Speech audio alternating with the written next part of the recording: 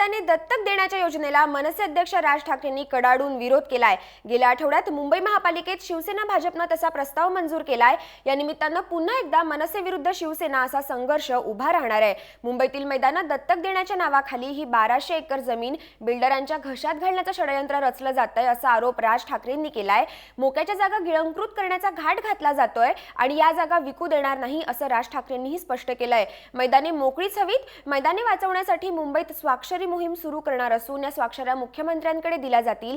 त्यानंतरही मैदाने वाचवण्यासाठी सरकारने पाऊल उचललं नाही तर मनसे तीव्र आंदोलन छेडेल असा इशारा राज ठाकरेंनी दिलाय।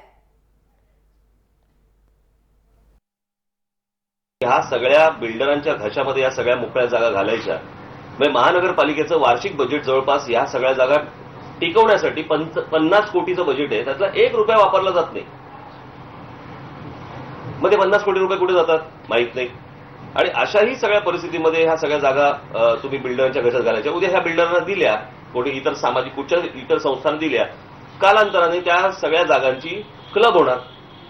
क्लब झाले की मेंबरशिप आली, हे सगळे पैसे कमवण्यासाठी म्हणून या सगळ्या गोष्टी सुरू आहेत। नागरिकांनी या गोष्टींचा विचार केला पाहिजे की ज्यांना आतापर्यंत आपण निवडून दिलंय ते अशा प्रकारे मुंबईच्या कशा प्रकारे लिलाव करतायत आणि कशा प्रकारे विकतायत हे जे मतदार आहेत त्यांना पण एकदा कळू देत।